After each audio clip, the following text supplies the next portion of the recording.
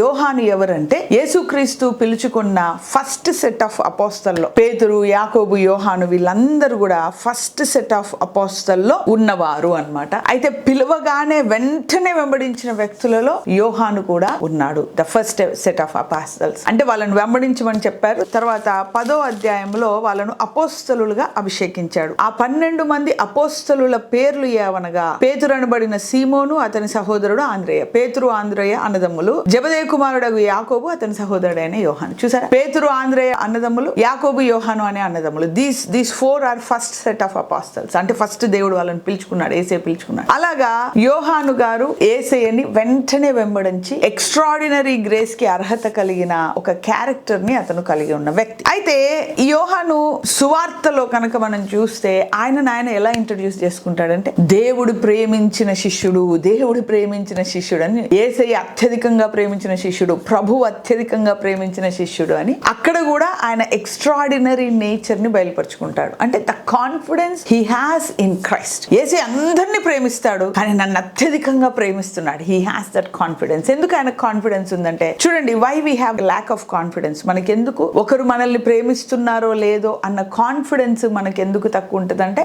మనకు చాలా చేదు అనుభవాలు ఉంటాయి వాళ్ళతో. సో వాళ్ళు వాళ్ళ యొక్క నమ్మకత్వాన్ని నిరూపించుకోరు చాలా సార్లు. అలాంటి సమయాల్లో వాళ్ళు నన్ను ప్రేమించట్లేదు అన్న అనుమానం వస్తుంది. ఇంకొక రీజన్ ఏంటంటే, ఒకసారి మనం గిల్టీ ఫీలింగ్ లో ఉన్నా, అంటే మనం ఏదైనా తప్పు చేసి మనం గిల్టీ ఫీలింగ్ లో ఉంటే, ఇంత తప్పు చేసిన నన్ను ఎలాగ ప్రేమిస్తారు అన్న గిల్టీ ఫీలింగ్ లో కూడా మనం ఉంటాం. అయితే యేసయ్య మంచివాడు, ఆయన మంచి చేస్తాడు, ఆయన అందరినీ ప్రేమించే దేవుడు. కాబట్టి యేసుక్రీస్తు నన్ను ప్రేమించాడు అని అనుకునే అవకాశం లేదు. ఆయన చాలా మంచివాడు. కానీ ఆయన నన్ను ప్రేమిస్తాడో ప్రేమించాడో అన్న అనుమానం ఎప్పుడు వస్తుంది? మనకు ఒకవేళ గిల్టీ ఫీలింగ్ ఉంటే, మనం ఎప్పుడైనా తప్పు చేస్తే, మనం ఎప్పుడైనా మిస్టేక్ చేస్తే, ఇంత మిస్టేక్ చేసిన నన్ను ప్రేమిస్తారా? సాధ్యమా? నేను వాళ్ళ ప్రేమను పొందుకోవడం సాధ్యమా? వాళ్ళ స్నేహాన్ని పొందుకోవడం సాధ్యమా? వాళ్ళ సహవాసాన్ని పొందుకోవడం సాధ్యమా? సాధ్యం కాదేమో అని మన లోపల ఉన్న గిల్టీ ఫీలింగ్ ని బట్టి మనము ఒకరు మమ్మల్ని ప్రేమిస్తారు, స్నేహం చేస్తారు అని మనం నమ్మలేం. ఇక్కడ యోహాను గారు యేసయ్య ఆయనను ప్రేమిస్తున్నాడు, యేసయ్య చేత బహు గొప్పగా ప్రేమించబడిన శిష్యుడు అని ఆయన ఇంట్రడ్యూస్ చేసుకున్నాడు. అంటే యేసుక్రీస్తు ప్రేమ పట్ల ఆయన 100% కాన్ఫిడెన్స్ ఉంది. ఎట్ ద సేమ్ టైం ఆయన నిష్పక్షపాతమైన హృదయం. ఎవరికి? యోహానికి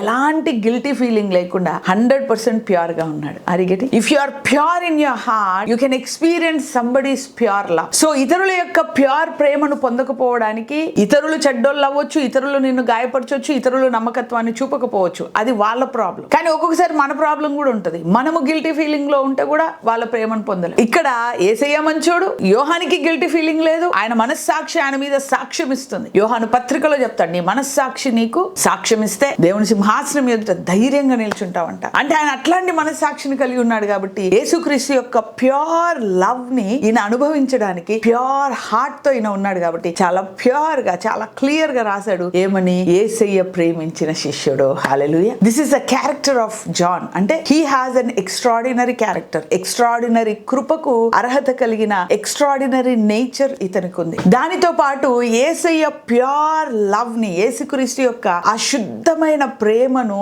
అనుభవించడానికి, ఆ శుద్ధమైన ప్రేమలో కాన్ఫిడెంట్ గా ఈయన ఉండడానికి ఆయనకు ఆ ఏ యొక్క పక్షపాతము లేని ప్యూర్ హార్ట్ తో ఉన్నాడు. To experience the pure love he carried a pure conscience. దేవుని యొక్క శుద్ధమైన ప్రేమను అనుభవించడానికి ఈయన శుద్ధమైన మనస్సాక్షిని కలిగి ఉన్నాడు. హల్లెలూయా. So that is the character study of John. ఇంకా మనం చాలా చూడొచ్చు.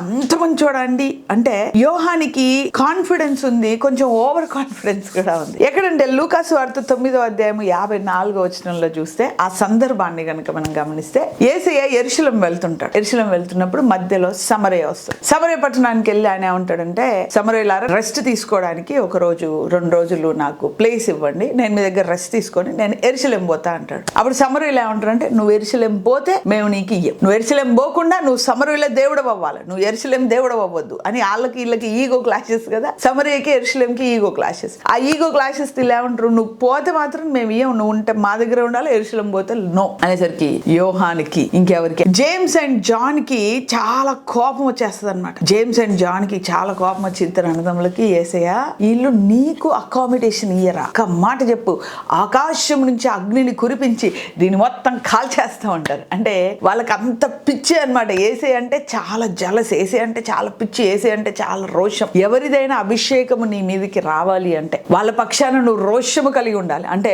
దేవుడు కదండి అభిషేకం ఇచ్చేది, కరెక్టే. ఎదురుగా ఉన్న మనిషిని ప్రేమించకుండా పరలోకంలో ఉన్న దేవుణ్ణి ప్రేమిస్తా అంటే ఎలాగా? ఎదురుగా నీకు వాక్యము నేర్పించే వ్యక్తిని గౌరవించకుండా ఎవరినో పరలోకంలో కనబడి దేవుణ్ణి గౌరవిస్తా అంటే, ఎదురుగా నీకు అభిషేక మార్గంలో నేర్పించే ఆ దైవజుడిని గౌరవించకుండా ఎక్కడో దేవుడున్న గౌరవిస్తా అంటే, అంటే కనిపించేదాన్ని గౌరవించకుండా కనబడేదాన్ని నువ్వు గౌరవించగలవా? వాక్యానుసారంగా చెప్తే చిన్నదానిలో నమ్మకంగా ఉండకుండా పెద్దదానిలో నమ్మకంగా ఉంటారా? దైవజనులు చిన్నోళ్ళే. ఆ చిన్న వారి దగ్గర, ఆ చిన్న దైవజనుల దగ్గర నమ్మకంగా రోషంగా ప్రేమగా ఉంటే పెద్ద దేవుడు ఆయన పక్షాన కూడా నువ్వు నమ్మకంగా రోషంగా ఉంటావు. సో యోహానికి కూడా యేసుక్రీస్తు అంటే అలాంటి రోషము, అంటే యెహోషువాకి ఉన్న రోషం, ఎలీషాకి ఏలియా అంటే ఉన్న రోషము, యేసుక్రీస్తు అంటే యోహానుకు అంత రోషం అన్నమాట. అంత రోషము కలిగిన వ్యక్తి. So he has an extraordinary nature. ఆయనకి ఎక్స్ట్రాడినరీ నేచర్ ఉంది. తర్వాత ఎక్స్ట్రాడినరీగా యేసయ్యను ప్రేమించే ఆ యొక్క పరిశుద్ధమైన గుణం ఉంది. ఎక్స్ట్రాడినరీ నేచర్, పరిశుద్ధమైన మనస్సాక్షి. తర్వాత యేసుక్రీస్తు అంటే ఈయన రోషము కలిగిన వ్యక్తి. తర్వాత ఇంకొక ఎగ్జాంపుల్ ఏంటంటే యోహాన్ గారిది మనందరికీ తెలుసు. యేసుక్రీస్తు సిలువ దగ్గర ఎవరున్నారండి? పేతురు ఉన్నాడా? యాకోబు ఉన్నాడా? కనిపించారా? మరి తెలియదు. వాళ్ళ పేర్లు అయితే రాయబడలా, కానీ యోహాన్ మాత్రం అక్కడే నిల్చొని ఉన్నాడు. అక్కడే యోహాన్ అక్కడే ఉన్నాడు. అప్పుడు యేసయ్య అంటాడు, మరియమ్మ ఇగో నీ కుమారుడు, నీకు ఇదిగో నీ తల్లి అని చెప్తాడు. సో దట్స్ హౌ యోహాను యేసుక్రీస్తు అంటే రోషము కలిగిన వ్యక్తి, సిలువ దగ్గర యేసయ్యతో ఉన్న వ్యక్తి యోహాను. హల్లెలూయా. అంటే యేసయ్య అంటే కేవలం రోషమే కాదు, యేసుక్రీస్తు యొక్క కష్టాలలో కూడా ఆయనను వదలని వ్యక్తి. హల్లెలూయా. సో కాబట్టి this is like extraordinary nature అండి యోహాన్ది. ఎక్స్ట్రాడినరీ కృపకు అర్హుడు, పరిశుద్ధమైన హృదయాన్ని కలిగి పరిశుద్ధ ప్రేమను, యేసుక్రీస్తు పరిశుద్ధ ప్రేమను అంగీకరించి క్రీస్తు చేత ప్రేమింపబడిన వ్యక్తి అని చెప్పుకున్నాడు. యేసయ్య అంటే రోషము కలిగిన వ్యక్తి, యేసయ్య అంటే విడదీయని ప్రేమ కలిగిన వ్యక్తి. హల్లెలూయా. అట్లాంటి యోహాను యేసుక్రీస్తు గురించి లోకానికి తెలియాలని ఈ సువార్తను రాశాడు. అతడు ఈ సువార్తను రాయడానికి ఉద్దేశం ఏంటి అంటే 20వ అధ్యాయము 31వ వచనం, యోహాను సువార్త 20వ అధ్యాయం 31వ వచనంలో యోహాను ఈ సువార్త ఎందుకు రాశాడో చెప్పాడు. ఏం చెప్పాడంటే, యేసు దేవుని కుమారుడైన క్రీస్తు అని మీరు నమ్మునట్లును, నమ్మి ఆయన నామమందు జీవము పొందునట్లు ఇవి వ్రాయబడెను. హల్లెలూయా. యేసుక్రీస్తు దేవుని కుమారుడని, దేవుడని, క్రీస్తు అంటే అభిషక్తుడని. క్రీస్తు అన్న దేవుడు అన్న ఒకటే, అభిషక్తుడు దేవుడు తప్ప ఇంకొకరు లేరు. The mighty anointed is God himself. So కాబట్టి అంటే వీళ్ళు ప్రవక్తలు వీళ్ళందరూ పిల్ల అభిషక్తులు, అసలైన అభిషక్తుడు దేవుడు కదా. సో కాబట్టి ఆయన అభిషక్తుడు, ఆయన దేవుడు అని లోకానికి చెప్పడానికి ఈయన ఈ గ్రంథము రాయడం జరిగింది. సో కాబట్టి యోహాను సువార్తలో కనబడిన రిఫరెన్సెస్ మత్తయి, మార్కు, లూకా కనబడవు. యోహాను గారు ఒక్కరే ఆది యందు వాక్యముండెను అని యేసుక్రీస్తును వాక్యముగా ప్రకటించారు. తర్వాత ఎక్కడ